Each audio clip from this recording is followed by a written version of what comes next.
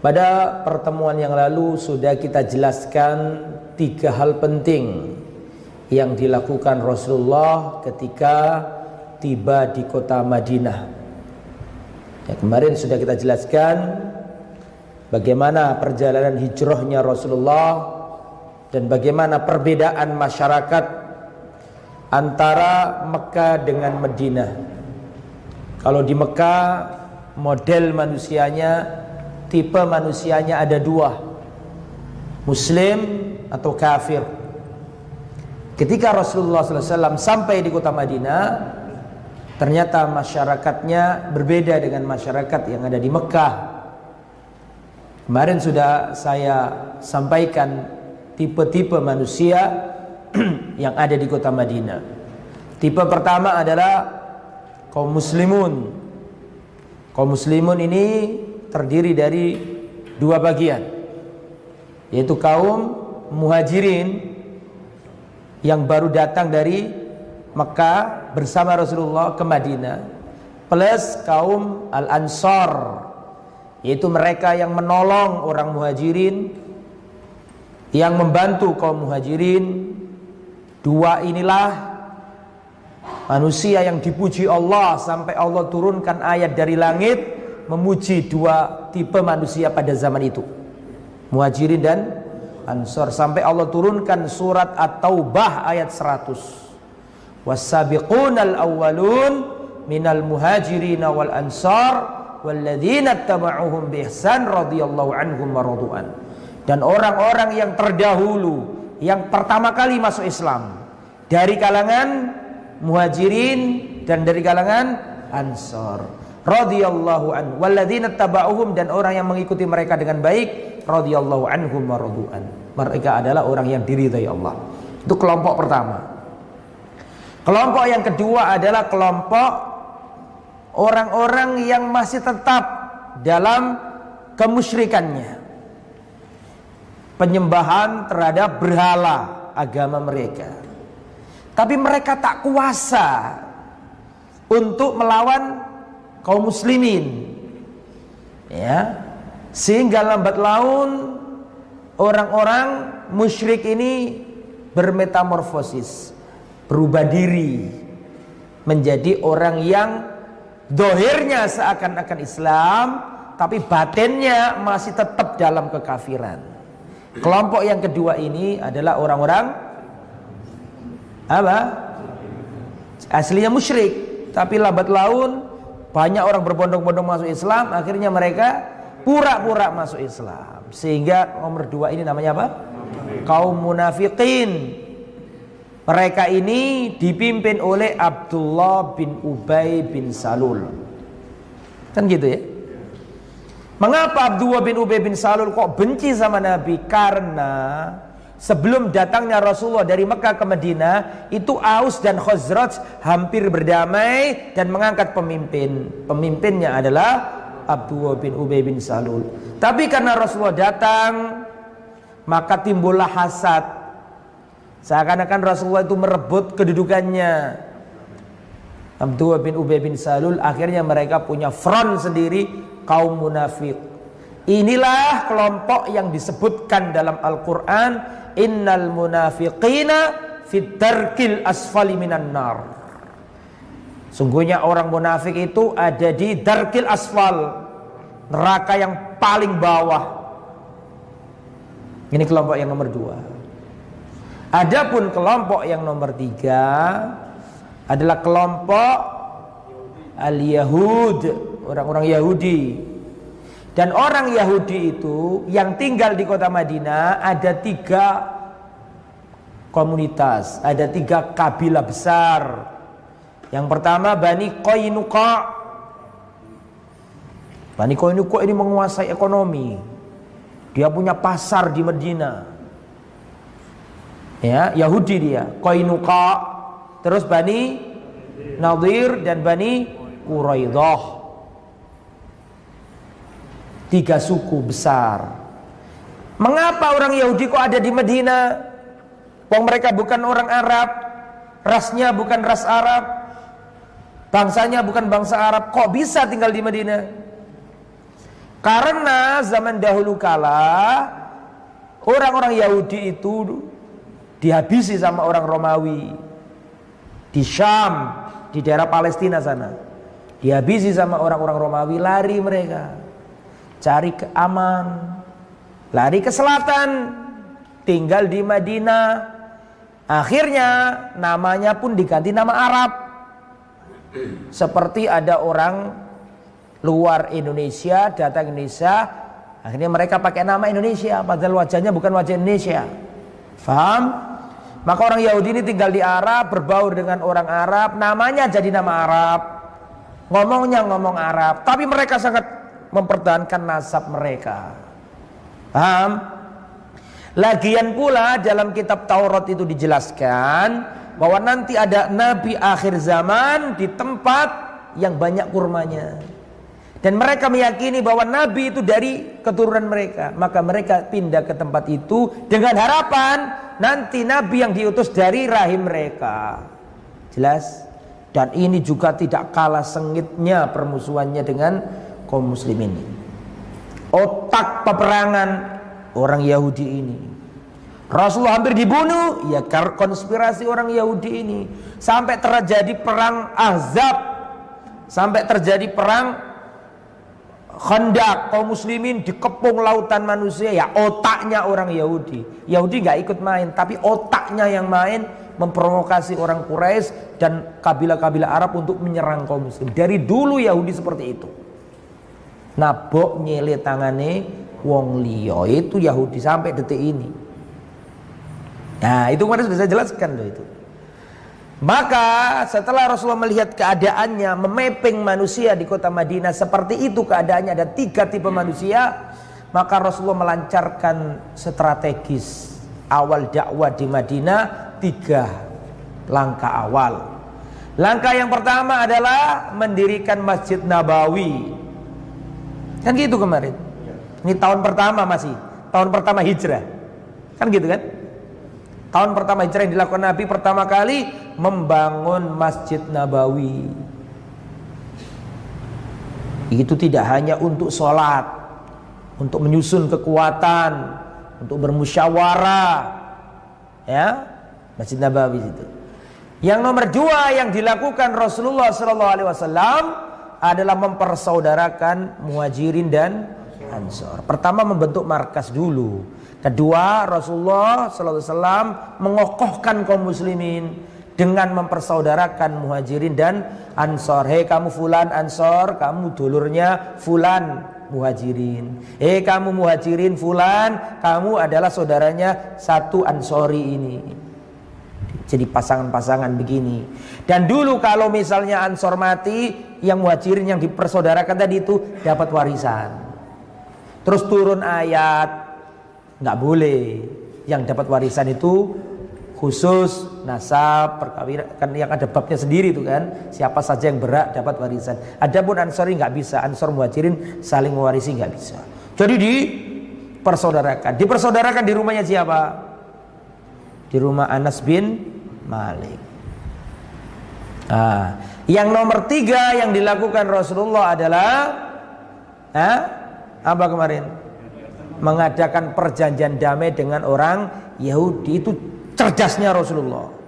Itu Rasulullah sudah tahu bahwa ini orang, ini kelompok berpotensi membuat gaduh nanti. Rasulullah sudah tahu itu. Makanya jauh-jauh hari Rasulullah sudah mengadakan apa? Perjanjian, karena ini berpotensi konflik. Nah, itu yang dilakukan Rasulullah kemarin ya. Nah, sekarang adalah materinya kejadian-kejadian atau peristiwa-peristiwa penting menjelang terjadinya perang Badar. Ya, sebelum terjadi perang Badar ada peristiwa-peristiwa. Jadi kemarin ikhwatal iman, orang-orang Quraisy ketika mengetahui Rasul dan para sahabat berbondong-bondong hijrah dari Mekah ke Madinah, maka syaitan-syaitan Quraisy tidak tinggal diam.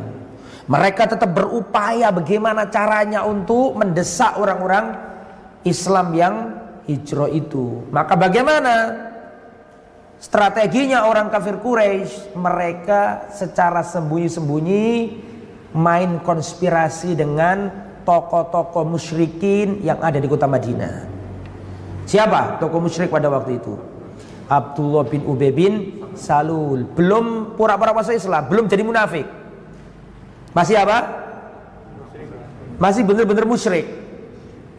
Masih musyrik, ya, belum munafik. Karena kalau munafik berarti dia mengucapkan apa? Syahadat. Ini belum mengucapkan syahadat. Masih resmi, masih asli, ting-ting ini, ya. Masih apa? Musyrik. Main mata, surat, kasih surat. Orang-orang kafir Quraisy ngasih surat, dibawa ke Madinah, dikasihkan ke orang-orang musyrik. Ya. Di antara isi tulisannya begini: Innakum awaitum sahibana. Kalian telah melindungi sahibana, teman kami. Maksudnya teman kami itu bukan teman, maksudnya orang dari kami gitu loh. Paham nggak maksudnya? Musuh bahkan. Kalian telah melindungi Muhammad dan rombongannya sallallahu alaihi wasallam.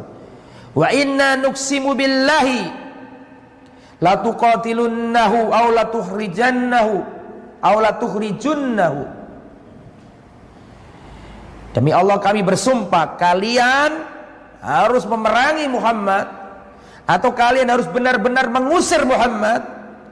Kalau tidak, maka kami akan datangkan pasukan dari kota Mekah, akan menghantam kalian dan menghantam wanita-wanita kalian. Diancam sama Quraisy.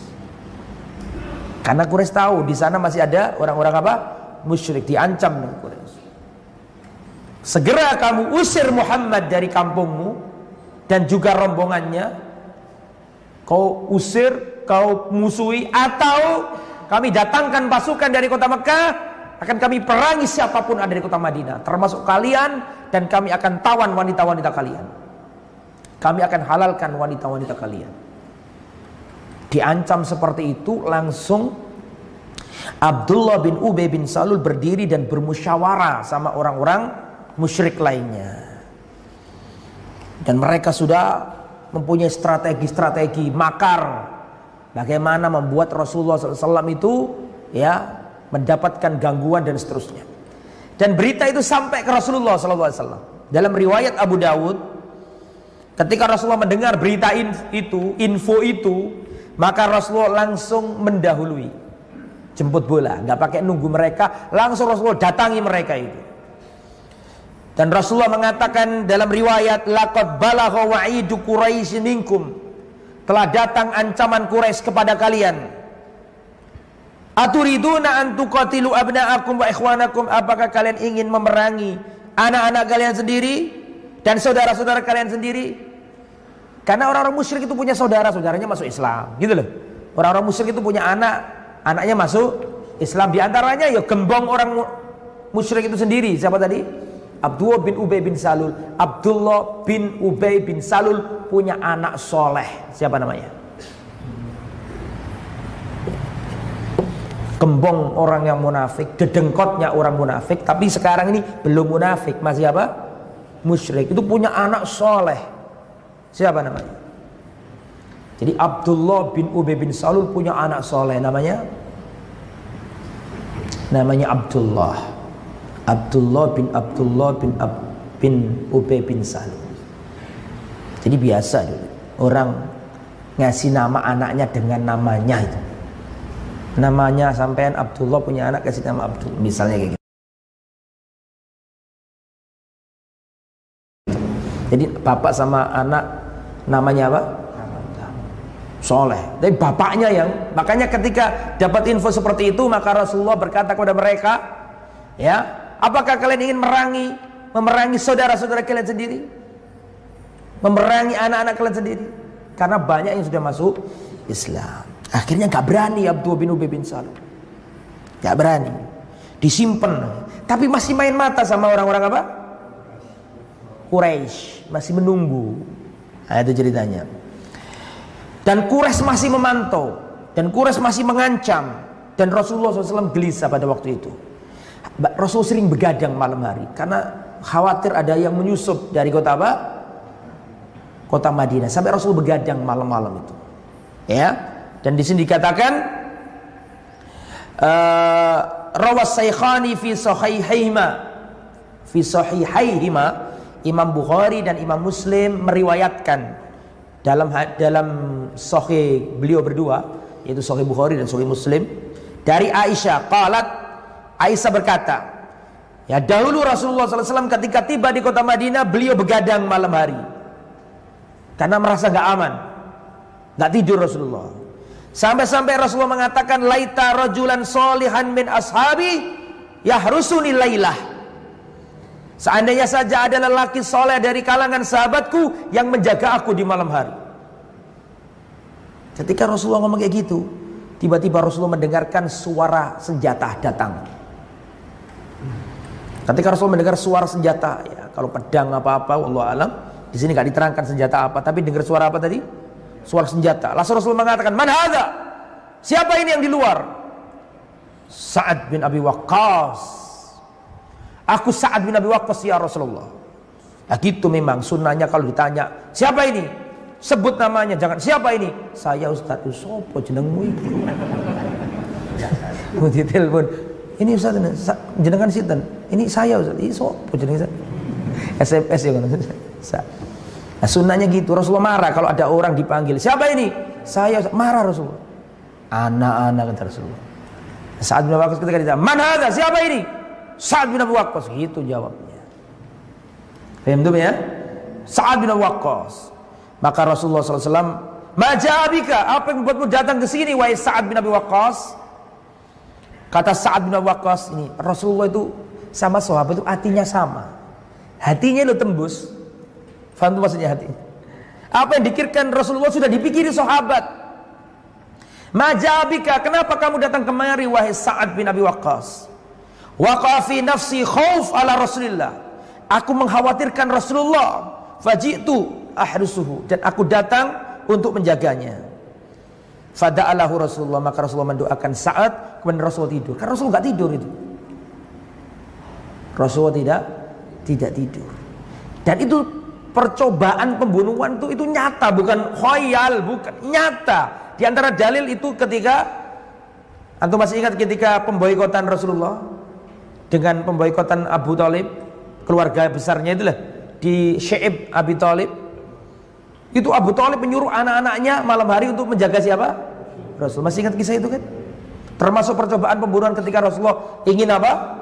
Hijrah. Itu sudah sering, itu bukan mengada-ngada. Lah, serius itu ada percobaan pembunuhan itu. Ya. Nah, semenjak itu dijaga sama Sa'ad. Dan Sa'ad bin Waqqas itu luar biasa. Banyak keutamaannya. Ya, Sa'ad bin Waqqas itu nanti di zamannya Umar bin Khattab, beliau jenderal perang Qadisiyah. Siapa namanya tadi? Dijamin masuk surga, Sa'ad bin Abi Waqqas.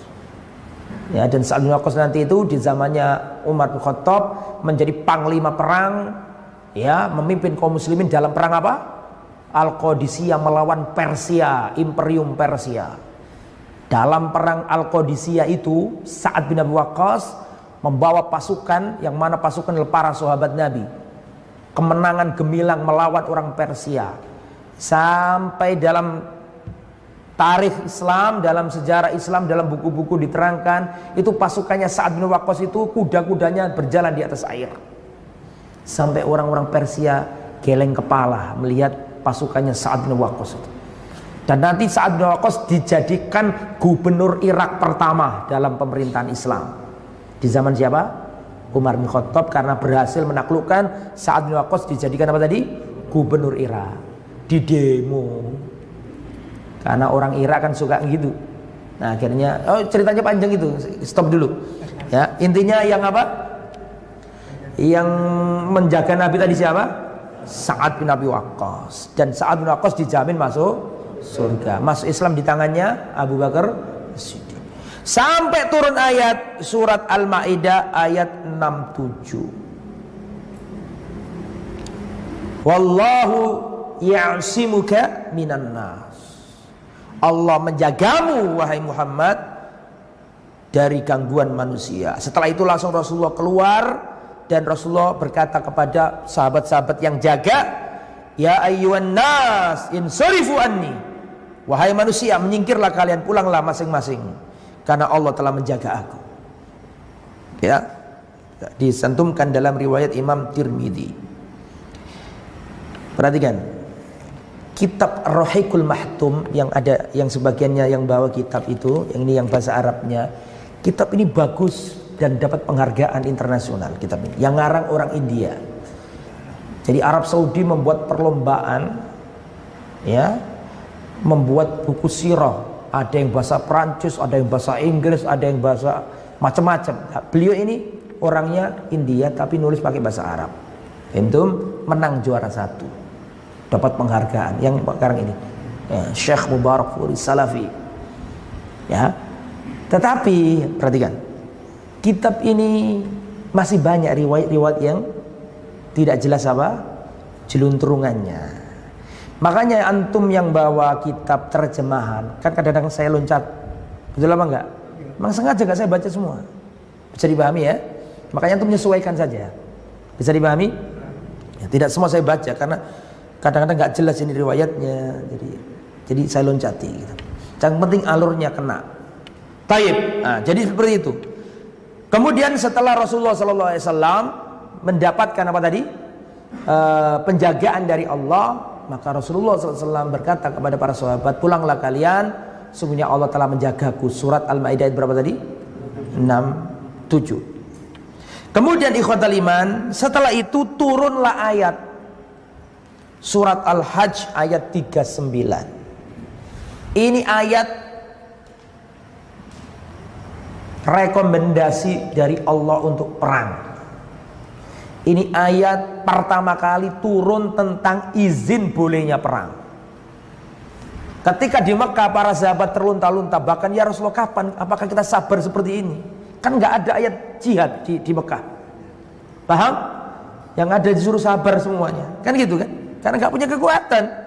Tapi ketika di Madinah punya komunitas, punya kaum muslimin banyak, punya negara di sana, akhirnya baru turun surat Al-Hajj ayat 39. Ini nanti menjadi gerbang dibukanya peperangan setelah ini. Makanya nanti kan ada perang apa? Badar setelah ini. Surat Al-Hajj ayat 39, Allah Subhanahu wa taala berfirman, "Udzina lil ladzina yuqataluna bi annahum zulimu." Telah diizinkan bagi orang-orang yang diperangi secara zalim. Wa innallaha ala nasrihim laqadir, dan Allah benar-benar mampu untuk menolong mereka, untuk memberi kemenangan bagi mereka. Nah, semenjak turun ayat inilah, ya, berarti sudah diperbolehkan untuk apa? Jihad fisabilillah. Ya.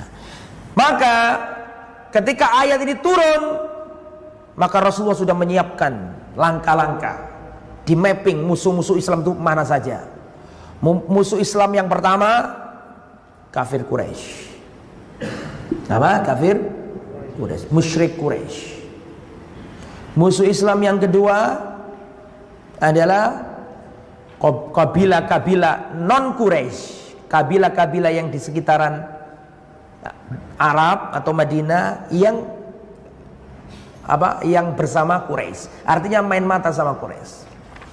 Karena di sekeliling Madinah juga masih ada apa? Kabilah-kabilah. Itu yang nomor berapa itu? 2. Yang nomor 3,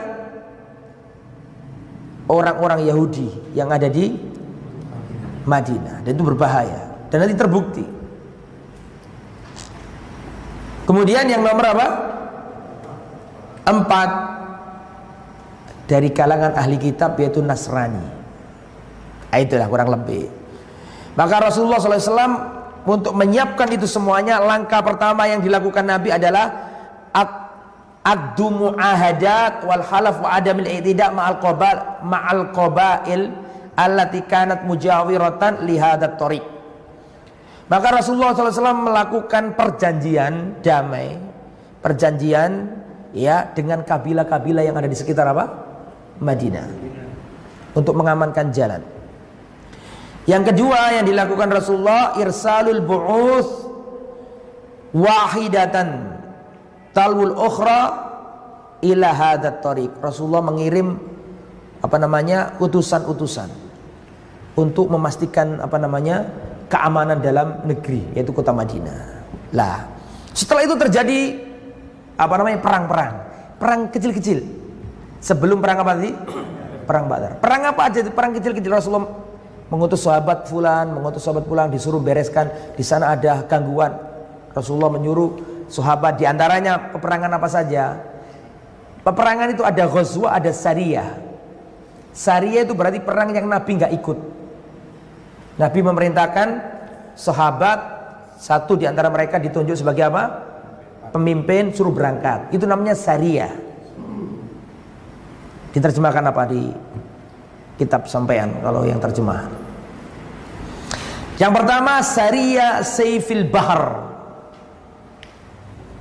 Ya, pengiriman pasukan namanya pasukan Saiful Bahar, dipimpin oleh Hamzah. Ini untuk mencegat kafilah dagangnya kafir Quraisy, tapi nggak berhasil, tidak terjadi peperangan. Yang kedua sariyah Rabi'. Yang ketiga sariyatul Kharrar. Yang keempat ghazwa. Nah, kalau ghazwa berarti apa? Rasulullah ikut. Tapi kecil-kecil, ringan-ringan gitu loh. Kemudian nomor 5 ghazwatu Buat.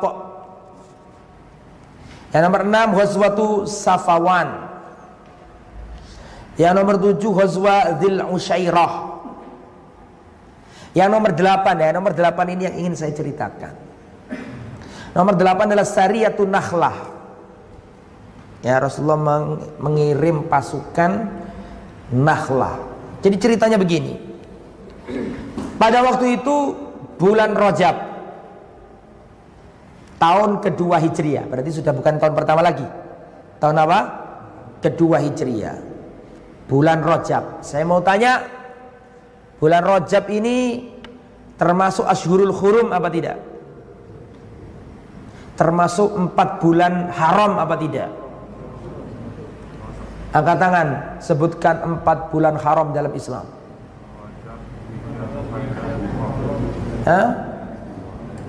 Dzul Qa'dah, Dzul Hijjah, terus Muharram, terus loncat. 3 ini kan berurutan. Dzul Qa'dah, Dzul Hijjah, Muharram, terus loncat ke Rajab. Ini 4 bulan haram. Ya, Ramadan bukan bulan haram. Makanya sering terjadi peperangan di bulan Ramadan, di masa Rasulullah dan di masa para sahabat. Itu dalil bahwa bulan Ramadan bukan bulan haram. Kalau bulan haram tidak boleh terjadi peperangan. 4 bulan ini, Dzul Qa'dah, Dzul Hijjah, Al-Muharram, apa tadi? Rajab. Nah, kejadian ini pada waktu bulan Rajab. Pada tahun kedua, sudah tahun kedua berarti. Pada waktu itu Rasulullah SAW mengutus seorang sahabat namanya Abdullah bin Jahsh Al-Asadi ila Nakhlah. Nakhlah itu tempat. Nakhlah kalau dari bahasa artinya kebun kurma atau kurma. Abdullah bin Jahsh ditugaskan Nabi memimpin 12 orang. Semuanya muhajirin. Kullusna ini setiap 2 orang gantian 1 unta. Berarti berapa unta yang dibawa?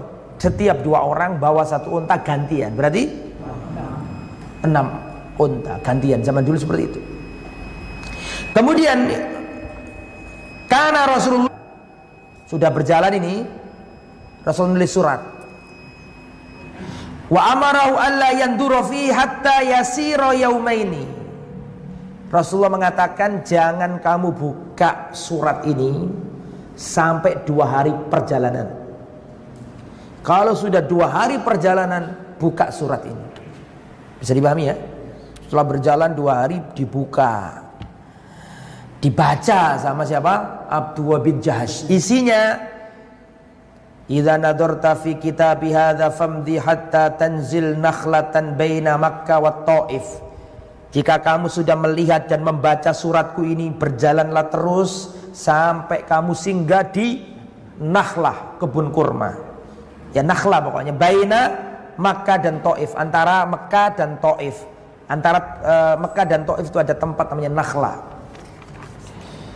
Kemudian kamu diamlah di situ dan perhatikanlah rombongan kafir Quraisy, rombongan dagang kafilahnya.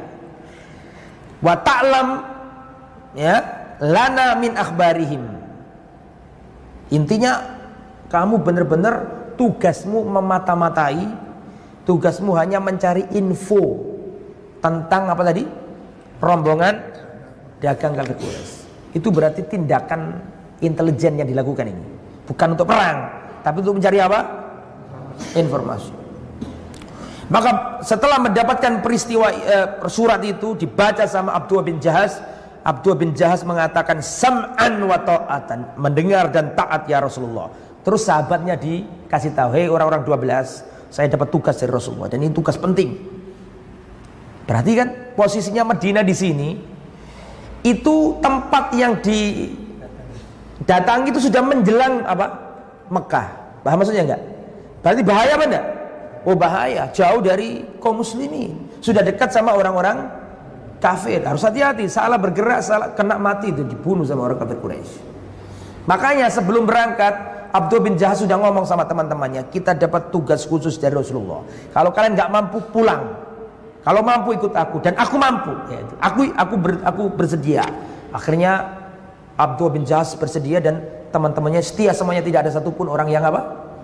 Yang kembali, kecuali ada 2 orang yang ketinggalan.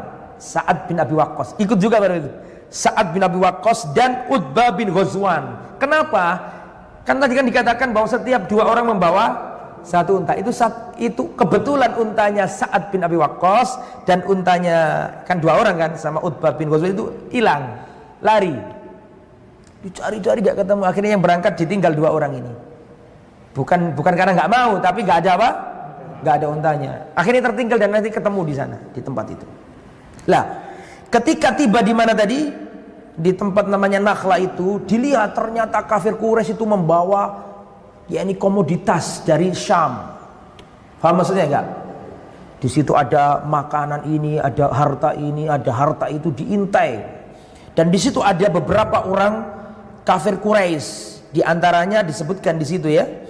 Di situ ada siapa aja di situ? Ada Amr bin Hadrami, ada Utsman, ada Naufal, dua-duanya anaknya Abdullah bin Mughirah, ada Al-Hakam bin Kisan, yang maulanya Banil Mughirah. Intinya di situ ada orang-orang musyrik. Bisa dipahami ya dalam rombongan itu. Maka kebetulan pada waktu itu di akhir bulan Rajab. Di akhir bulan apa? Bulan Rajab, di penghujung bulan Rajab. Sedangkan Rajab adalah bulan apa tadi? Ashurul Hurum. Fa in qatalnahum intahna syarrul haram. Bingung sahabat ini. Kalau kita gasak sekarang ini, kita masih di bulan Rajab. Artinya nggak boleh apa? Perang. Tapi kalau kita tunggu, besok dia sudah sampai ke kota apa tadi? Sampai ke mana? Ke Mekah. Bisa dipahami enggak? Intaroknahumul laila dakhulul haram. Kalau kita tinggalkan orang-orang ini, besok mereka sudah masuk ke tanah suci, tanah haram, nggak boleh perang juga kan? Bisa dipahami? Nah, ini mumpung masih di luar, tapi masalahnya kita ini berarti ada 2 ini. Haram dari segi waktu dan haram dari segi apa tadi? Tempat. Antum semoga nggak bingung ya. Berada di bulan apa tadi? Rajab. Ini berkaitan dengan waktu. Betul apa enggak? Di sisi lain ini menjelang sampai ke mana? Mekah, berarti tanah haram, ada batas haram kan? Tidak semua Mekah itu haram. Kalau sekarang karena kalau antum umrah atau haji kan ada tulisannya kan bidayatul haram. Batas masuk kota apa? Haram. Oke, akhirnya mikir nih, akhirnya sepakat nih. Sahabat berapa tadi jumlahnya? 12 ya, karena tadi menyusul. Akhirnya kita sikat aja mereka ini. Akhirnya disikat rombongan itu di bulan haram. Akhirnya apa yang terjadi? Amr bin Hadrami terbunuh. Itu orang kafir di situ terbunuh. Kemudian mereka ini berhasil menawan Utsman, berhasil juga menawan siapa? Al-Hakam. Terus ada yang lolos, Naufal yang lolos. Lolos langsung melayu kemana? Ke Mekah, lapor ke kafir Quraisy. Nah, ini juga nanti jadi cikal bakal kejadian berikutnya. Tsumma qadum bil iri wal asiraini ilal Madinah. Kemudian rombongan hasil barang dan seterusnya dibawa ke Madinah dan membawa dua apa tadi? Dua tawanan plus membunuh berapa orang tadi? 1 orang. Dia bawa ke Madinah. Maka apa yang terjadi? Rasulullah nggak senang, malah Rasulullah marah. Kenapa? Karena Rasulullah SAW tidak menyuruh mereka untuk apa? Perang. Rasulullah hanya menyuruh mereka untuk apa? Memata-matai. Maka Rasulullah mengatakan, ma'amartukum biqitalin fisyaril haram. Aku tidak perintahkan kalian memerangi mereka di bulan haram. Seandainya kok di luar bulan haram masih mungkin. Tapi ini masih di bulan apa? Haram, dan gak boleh.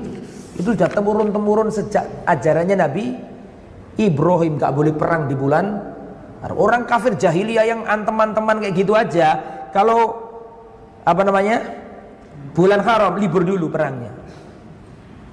Mereka nggak tahu, mereka nggak berani ngelanggar. Dan itu adalah sisa-sisa ajarannya Nabi apa? Ibrahim alaihissalam. Akhirnya apa yang terjadi? Akhirnya ini kesempatan bagi orang-orang kafir Quraisy untuk mencela orang-orang Islam. Paham maksudnya? Gimana ini? Kalian yang ngaku dapat agama, Nabi kalian mengaku dapat wahyu dari langit, ini anak buahnya telah membunuh orang di bulan haram. Digede-gede no itu. Sampai seantero orang Arab supaya untuk menjelekkan namanya siapa? Nabi Muhammad SAW. Kejadian itu. Akhirnya turun ayat surat Al-Baqarah 217. Saya mau tanya, tadi sahabat Nabi tadi salah apa enggak? Tolong dijawab. Ditegur apa enggak? Tapi Allah membela sahabat Nabi. Bukan membenarkan, membela. Jadi meskipun wong kafir sing bener dan saudaramu muslim itu melakukan kesalahan, tetap kamu harus membela saudara muslimmu. Tidak boleh merendahkannya, tidak boleh dijadikan alasan untuk ngantemi saudara muslimmu. Padahal yang salah siapa itu? Yang muslim kan? Allah turun ayat dari langit. Turunkan ayat dari langit. Yas'alunaka 'anil syahril harami qitalin fihi. Mereka bertanya tentang bulan haram, pembunuhan yang terjadi di bulan haram atau peperangan yang terjadi di bulan haram. Qul katakan Muhammad, qitalun fihi kabir. Perang di bulan haram itu dosanya besar. Berarti Allah tetap ngasih tahu bahwa sahabat tadi itu berdosa. Tetapi lihat setelahnya. Wasaddun an sabilillahi wa kufrum bihi wal masjidil haram wa ikhraju ahli minhu akbaru indallah. Tetapi menghalangi manusia untuk masuk ke Masjidil Haram dan kafir kepada Allah itu jauh lebih besar dosanya. Jadi kenapa? Karena mereka ini orang kafir Quraisy itu memaklumatkan orang Madinah nggak boleh ke Mekah. Gitu loh maksudnya. Makanya jangan gara-gara ini kalian selalu mencela sahabat Nabi. Memang ini salah, tapi kesalahan kalian yang melakukan kesyirikan dan menghalangi manusia untuk masuk ke kota apa? Mekah melaksanakan umrah dan haji itu lebih besar dosanya. Ceritanya bagaimana? Ceritanya begini. Tadi ada kelewat yang belum saya sampaikan. Ada seorang sahabat Nabi yang mulia namanya Sa'ad bin Mu'ad. Dan kisahnya sudah saya terangkan di sini dari A sampai Z tentang Sa'ad bin Mu'ad itu. Masih ingat nggak? Ingatlah yang ingat, lupalah yang lupa. Di antara Sa'ad bin Mu'ad yang antum sering dengar tentang apa beliau ini? Arsy Allah apa? Arsy Allah bergetar dengan kematiannya Sa'ad bin Mu'ad. Intinya laki-laki luar biasa. Nanti dalam perang Badar pun luar biasa Sa'ad bin Mu'ad ini. Jadi setelah Rasulullah hijrah ke Madinah, ini Sa'ad bin Mu'ad berangkat ke Mekah. Pendekar, nggak takut dia. Pendekar. Dan Sa'ad bin Mu'ad kan termasuk orang yang pertama kali masuk Islam dari kalangan Ansor, masih ingat? Masuk Islam melalui tangannya siapa kemarin? Mus'ab bin Umair ketika babat alas pertama kali itu loh. Nah, ini berangkat nih. Muhajirin semua sampai di Madinah. Selang beberapa waktu Sa'ad bin Mu'ad berangkat kemana?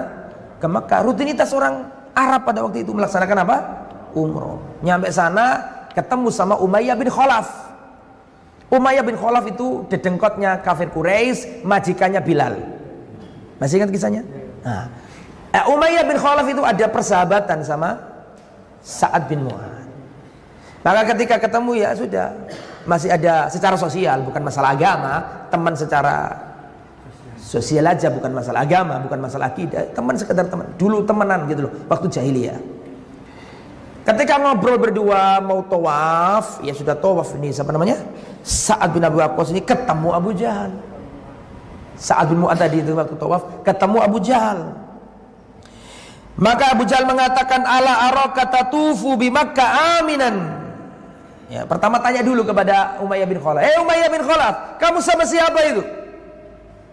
Dijawab, Sa'ad bin Mu'adz. Orang terkenal. Ketua suku di mana? Aus. Kan gitu kemarin ceritanya. Sa'ad bin Mu'adz. Ketika melihat tawaf dengan entengnya, enggak ada gangguan, marah Abu Jahal. Dan Abu Jahal mengatakan, ala araka tatufu bi Makkah aminan wa qad awaitum as-saba. Sa'ad bin Mu'adz, kok bisa kamu aman tawaf di sini? Padahal kalian telah melindungi orang-orang murtad dari kami. Soba artinya kayak Rasulullah dan para muhajirin dianggap orang yang murtad gitu loh. Murtad dari agamanya apa? Nenek moyang. Bukankah kalian telah melindungi orang-orang murtad dari kami? Kok enak-enakan kamu di sini tawaf dengan amannya? Wallahi kalaulah bukan karena kamu sama Umayyah bin Khalaf nih, saya akan menghancurkan dirimu di sini. Siapa yang ngomong kayak gitu? Abu Jahal. Tapi Abu Jahal gak enak karena ada siapa? Umayyah bin Khalaf. Dijawab sama Sa'ad bin Mu'adz. Sa'ad bin Mu'adz kok digituin? Sa'ad bin Mu'adz mau mengatakan, wallahi seandainya engkau lakukan itu kepadaku, tariquka ila Syam. Ingat, kami itu orang Mekah. Orang Mekah itu butuh ke Syam. Untuk paham gak maksudnya? Ente itu orang Mekah, ente butuh pergi ke Syam. Kalau gak gitu gak bisa makan ente. Dan itu tidak hanya ente yang menanggung kerugiannya, seluruh kafilah Mekah, kafilah dagangnya akan kami stop. Dan ini ketua suku loh ini. Yang ketua suku kemarin saya katakan ketika masuk Islam, ya dia langsung mendatangi sukunya. Wahai kaumku, laki-laki dan perempuan, wallahi mulai detik ini haram kalian ngomong sampai aku, sampai kalian harus masuk Islam semuanya. Masih ingat kisahnya kan? Udah masuk Islam semuanya. Artinya kan setia. Maka ketika Abu Jahal ngancam-ngancam kayak gitu, dibalik sama Sa'ad bin Mu'adz, tariquka ila Syam. Ingat, kamu punya perjalanan ke negeri apa? Menang, gak suka ngomong. Kepen gak mangan tak? Orang Mekah mau tandur ya gak bisa tandur, mau gak bisa makan kalau gak dagang dia kan. Dan salah satu jalur dagang adalah melalui apa tadi? Melalui Madinah. Nah itu insya Allah ya. Nah besok akan saya ceritakan perang Badr. Perang Badr nggak tahu bisa satu pertemuan apa enggak. Saya coba seringkas mungkin. Ya kalau bisa satu pertemuan, kalau enggak berarti 2 pertemuan. Insya Allah. Taib, mudah-mudahan apa yang disampaikan bermanfaat. Ada pertanyaan sebelum ditutup? Barangkali ada? Tidak ada, karena sudah cerdas semuanya. Semoga bermanfaat ya. Mohon maaf atas segala kekurangan dan kekhilafan. Subhanakallahumma wa bihamdika asyhadu an la ilaha illa anta astaghfiruka wa atubu ilaik. Assalamualaikum warahmatullahi wabarakatuh.